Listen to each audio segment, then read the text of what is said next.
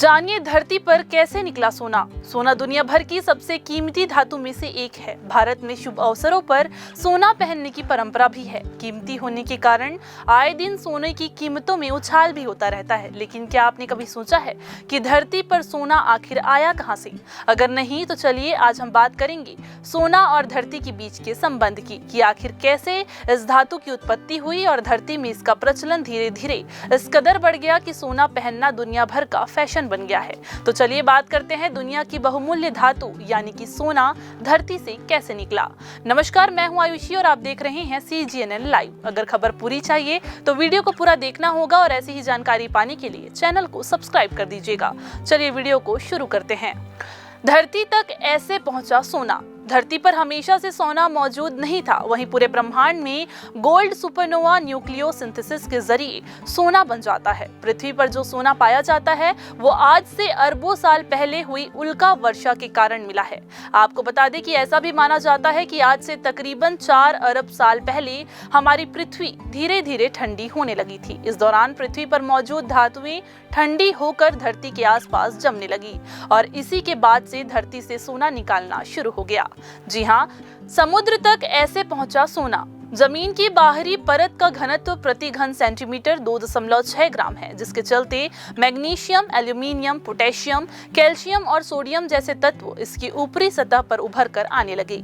ये तत्व काफी हल्के थे। वहीं तांबा, मर्क्यूरी, शीशा, प्लेटिन और लोहा जैसे भारी धातुएं पाताल में चली गई। धरती पर प्लेट्स की चहल पहल के कारण ज्वालामुखी विस्फोट होने लगा, जिससे अंदर मौजूद धातु उछलकर पृथ्वी की सतह पर आने लगी। धीरे धीरे ज्वालामुखी के पिघलने से सोने के कण समुद्रों और नदियों में जाने लगे। ये कण इतने ज्यादा छोटे होते थे कि इन्हें हासिल करने में काफी ज्यादा मेहनत और समय लगता था। भारत में कैसे आया सोना? दुनिया भर में गोल्ड प्रिजर्व स्टोर की अगर बात करें तो भारत इसमें सबसे आगे है। भले ही हमारी नदियों में सोने के कण नहीं पाए जाते हैं, लेकिन हमारे पास काफी सोना है। दरअसल सालों से भारत के व्यापारी विदेशों में कपड़ा, मसाले और कलाकृतियां बेचा करते थे। उस वक्त सोना बेहद जरूरी होता था। सामानों को बेचने के बदले व्यापारियों को खूब सोना मिलता था। वहीं भारत में सदियों से व्यापार के जरिए सोना चांदी आता रहा है। ऐसा करते करते हमारा देश गोल्ड का प्रिजर्व बन गया। आज के समय में भारत के पास लगभग 10,000 टन से ज्यादा सोना है। वैसे भारतीय व्यापारी कच्चे सोने की खोज में दूर दूर तक के सुदूर पूर्व के देशों की यात्राएं करते थे। यही कारण है कि सुमात्रा, जावा, इंडोनेशिया, मलेशिया, कंबोडिया, वियतनाम जैसे देशों में भारतीय संस्कृति की हजारों साल पुरानी छाप वहां के मंदिरों के रूप में अब भी देखी जा सकती है। भारतीय सोने के व्यापारी और कारीगर प्राचीन काल में इनमें से कई देशों में जाकर बस भी गए। वैसे विवरण तो ये भी मिलते हैं कि दक्षिण ऑस्ट्रेलिया के जनजातीय इलाकों से खनिज सोना भारत आता था, जहां उसे परिष्कृत किया जाता था, फिर उन्हें गहनों की शक्ल दी जाती थी। इस देश में मिला था सबसे पहले सोना। सोने का सबसे पहला पता लगाने का प्रमाण लगभग 6000 साल पुराना माना जाता है और ये मिस्र की सभ्यता से जुड़ा हुआ है। मिस्र के लोगों ने सबसे पहले सोने का उपयोग आभूषण, धार्मिक वस्तुएं और स्मारक बनाने में किया। ऐसा माना जाता है कि नील नदी के किनारे, खासकर नूबिया क्षेत्र में सोने के भंडार मिले थे और यहीं से सोने की खोज और खनन की शुरुआत हुई। मिस्र के अलावा प्राचीन मेसोपोटामिया, सिंधु घाटी सभ्यता और चीन में भी सोने का उपयोग पाया जाता है, जो ये दर्शाता है कि इन सभ्यताओं में भी सोने का पता लगा लिया गया था और इसे मूल्यवान धातु के रूप में पहचाना गया है। आपको बता दें कि प्राचीन मिस्र और मेसोपोटामिया को आज का इराक भी कहा जाता है। भारत को क्यों कहा जाता था सोने की चिड़िया? जैसा कि हम सबको पता है कि भारत को एक जमाने में सोने की चिड़िया कहा जाता था और ऐसा कहने के पीछे कई कारण भी थे।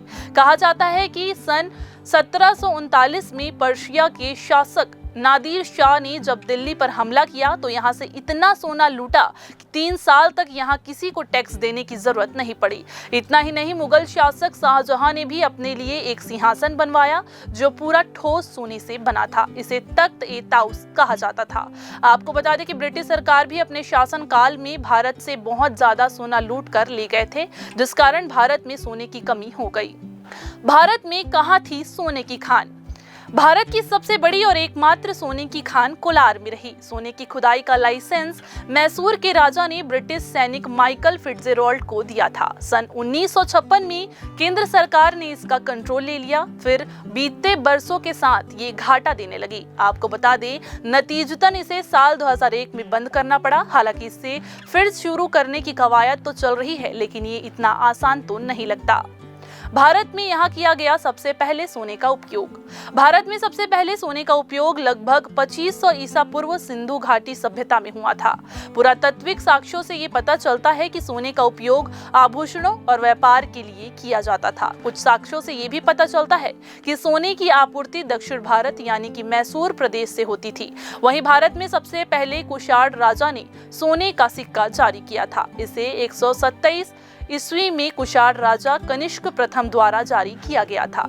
ये उन कुछ विशेष सिक्कों में से एक है जिन्हें ग्रीक भाषा में और बाद में बैक्टीरियन भाषा में जारी किया गया, जो कि एक ईरानी भाषा थी और उस दौरान केंद्रीय एशिया के क्षेत्र बैक्टीरिया यानी कि वर्तमान उज्बेकिस्तान, अफगानिस्तान और तजाकिस्तान में बोला जाता था। लिहाजा वैज्ञानिकों द्वारा धरती पर बेशकीमती धातु यानी सोना के मिलने को लेकर कई विचार हैं, लेकिन दुनिया भर में सोना आज किसी अमूल्य धातु से कम नहीं है। विशेषकर भारत देश में सोना का एक विशेष रूप से महत्व है, जिसे हर मंगल कार्यक्रम से लेकर लोग फैशन तक के लिए पहनते हैं।